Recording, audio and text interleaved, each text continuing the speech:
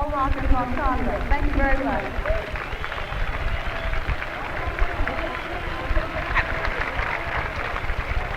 Wasn't she magnificent, huh? All right. Now, for fee, you might think that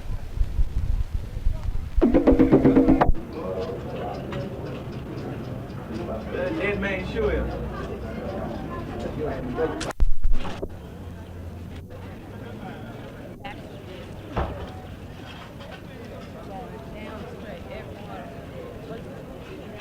Because it was premeditated murder. Y'all ought to let me get on that camera and talk. Oh, women's They thought the men was too strong for them. Can't hold our men. You give them things. Should have been up here last night. We had a nice time. Blood everywhere, guns fired. So I heard up there.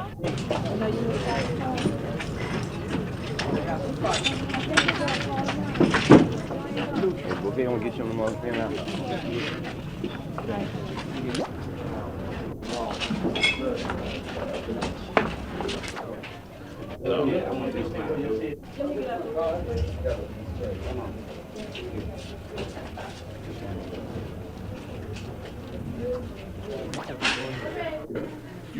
It's evidence. I mean, if you want to shoot somebody, go shoot the dome, the bullets. You know, the bullet holes, you'll see them all up and down, and then you go over in there. Go over in front, you'll see them all, and it wasn't nobody even over there. Kind of in the bed now. Right. Yeah, you know. One girl in the bed. She was in the bed, shot her through the head. How long?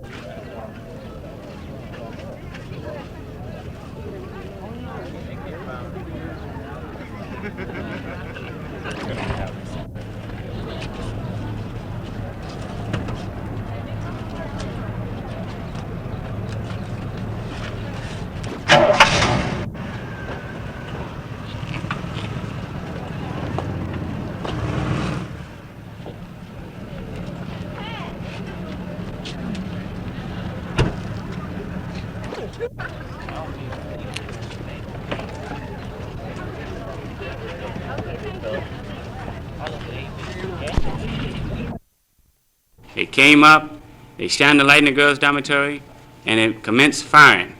I presume it was about 75 firing simultaneously into the west wing of the women's dormitory.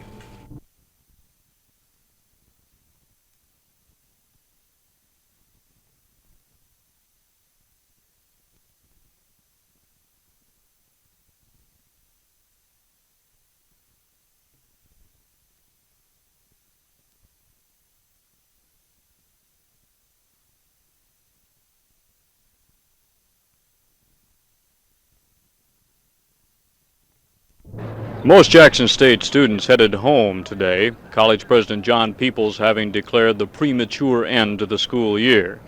When one student was told there would be no finals, he commented, "We had our finals last night." They weren't trying to kill. That's not the word harm, they're trying to kill. By the time I got in the dorm, on the first floor of the girls' West Wing dorm, it was a puddle of blood. You could smell fresh blood all on the first floor.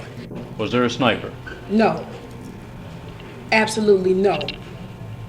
And that I can say personally myself, there was no sniping. Could nobody shoot at them over there?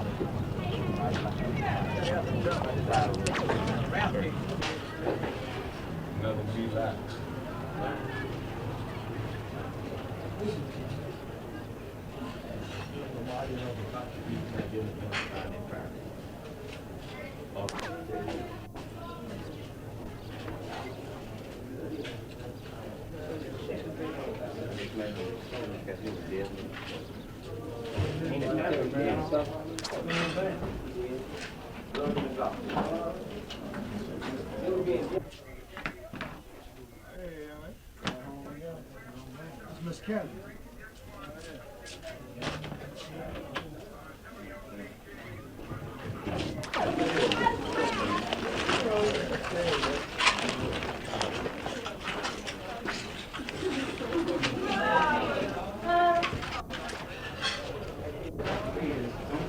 Damn.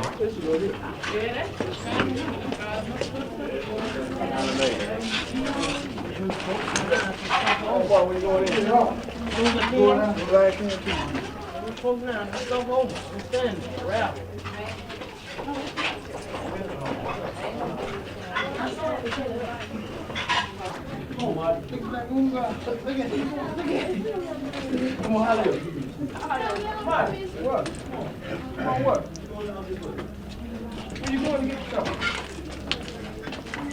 But I'm guessing that ammunition that you penetrate was caused me in one conversation. Like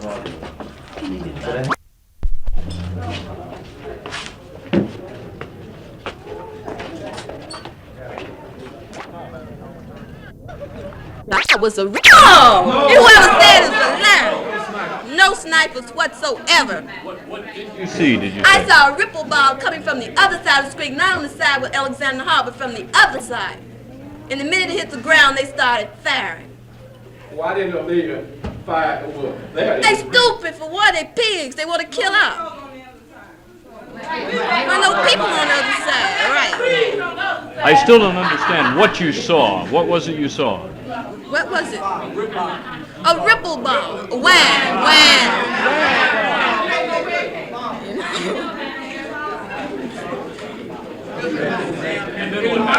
Okay, and they started firing, and so I hit the ground. It might have been one of them who threw. Could have been. Did they all start firing at once, like a order? Yeah. It wasn't just one, just kill, Yeah. They started shooting. Were they shooting at the dorm? Did you get the impression that they were intentionally trying to harm? I don't think it's so. It was out here. It lasted for about 3 minutes or more. Like they shot, till they got tired, Well, I'm tired of holding it up, so I stop now.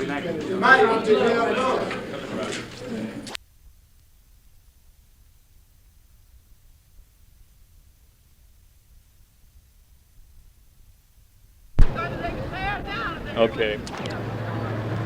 Jackson, Mississippi. Cut. Most Jackson State students headed home today, College President John Peoples having declared the premature end to the school year. When one student was told there would be no finals, he said, "We had our finals last night." David Snell, ABC News, Jackson, Mississippi. Let's do that same thing. Most Jackson State students headed home today, College President John Peoples having declared the premature end to the school year. When one student was told there would be no finals, he said, "We had our finals last night." David Snell, ABC News, Jackson, Mississippi.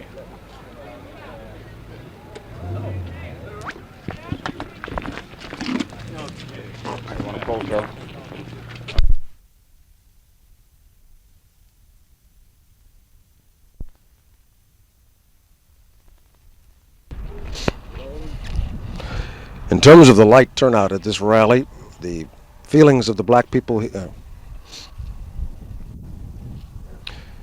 in terms of the resentment and the feelings of the black people here, the light turnout at this rally is misleading. Negroes in Jackson will never forget what happened on this campus, and they don't plan on letting the rest of the country forget it either. Don Farmer, ABC News in Jackson, Mississippi.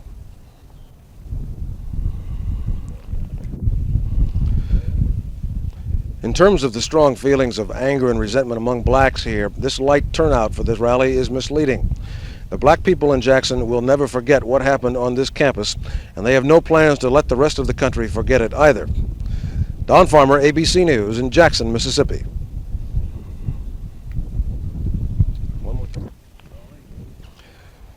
In terms of the strong feelings of anger and resentment among blacks in Jackson, the light turnout at this rally is somewhat misleading.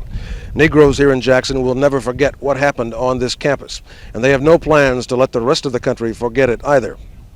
Don Farmer, ABC News in Jackson, Mississippi.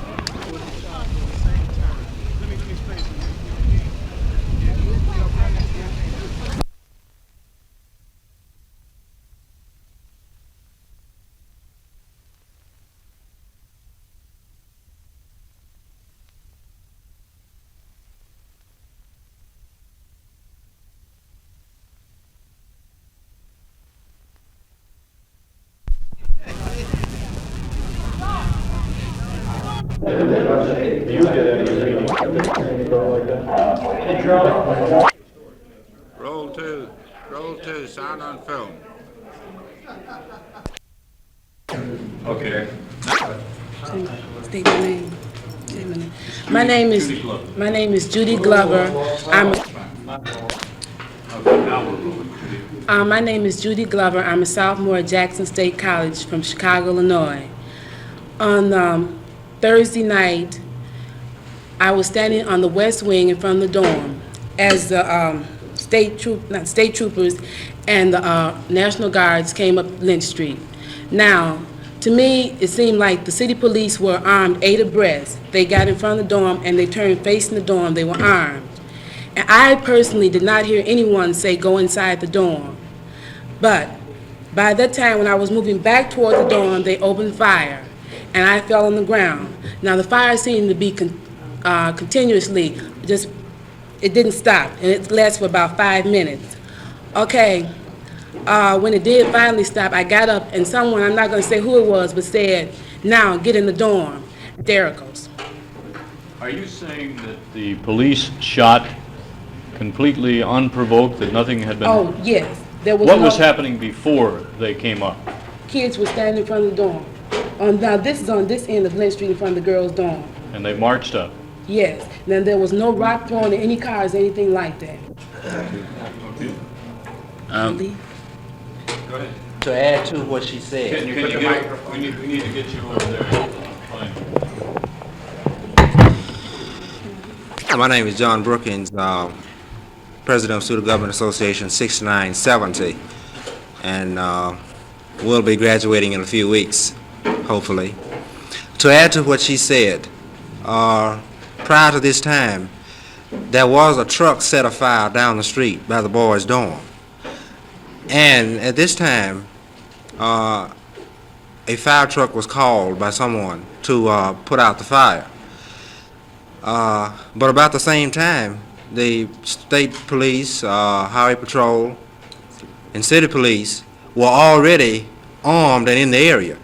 Now, the National Guard were behind the police, the state patrol, and city police. And I might say the National Guard did not fire. They had nothing whatsoever to do with it. As a matter of fact, they helped to get the wounded students to the hospital and etc.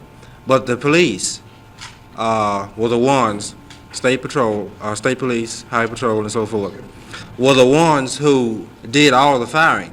And after, it was assumed that since the fire truck came to put out the fire, that maybe they wanted protection. But there was no reason for them to come on up to the girls' dorm. No reason whatsoever. After the fire truck had put the fire out, of course, it left. And it would seem that the highway patrol and police would have left also. All right, will you tell the story as she did of just what you saw happen? Well, I wasn't in the dorm as she was, but our dorm is down here where they initially came in. And the guard, they were behind the police. They got in front and just sort of took over, really, and came on up the street. You know, no one knows why. There really was no reason why they should have come on up the street. What did you see the police do? Oh, all the cars came up down there at Prince Street. They got out. You know, we hear guns cocking, lots of noise, you know, like they're trying to scare everybody and all this. And then they all lined up across the street and started walking toward the girls' dorm after the fire truck had left. And did what? Came up, and then we were still in the dormitory. And then we heard all this firing, in about 10 seconds or more. You ready for my statement? Yeah. Just move it over here. But just like Mr. Brooke, What is your name? Norman Smith, I'm a senior graduate. I'm a senior undergraduate student at Jackson State College. Give us your version then of what happened. Actually, my opinion, what happened, my version, what happened was the hours between 8:30 and 9 o'clock, all city police, state troopers, National Guards, and the Highway Patrol were congregating down near Prentice Street, near the men's dormitory. They were down there by approximately about 2 hours, standing at 8 abreast. And once the fire truck extinguished the fire, there was the burning truck, up Lynch Street in front of the women's dormitory, especially when they approached that specific area. No one on the part of the student was out in the streets. No student was in the street at this time. All students was on campus property. We wasn't on public property at that time. We were on campus property. No one said anything to call his name at this particular time. Gibbs. Philip Gibbs. Phillips Gibbs. You said Green? Okay, Green. Well, Gibbs or Green couldn't get in the dormitory because the doors wasn't large enough for everybody to get in at one specific time. Now, in the process, he was shot, and when he fell down, he was trying to get up to come to the dormitory. He was shot again, and at which time he bled to death before we could get any medication to him. Now, the state police, the city police, the highway patrol, the state troopers, none of these people offered to give any aid to this dying man. The only thing that we were able to get was the National Guard approached the area, gave us medication, gave stretchers, ambulance, jeeps, what have you, to get these people to the hospital where they could be taken care of. Was there sniper fire before? No such thing as a sniper fire. No one fired at the troops, no one fired at the police, the highway patrol, or the state troopers. Was there a bottle thrown? No bottles thrown whatsoever. They walked right up the street. Where were you? I stand right in front of the dormitory. Oh, which dormitory? The west wing where all the firing took place. Right, the west wing of Alexander Hall.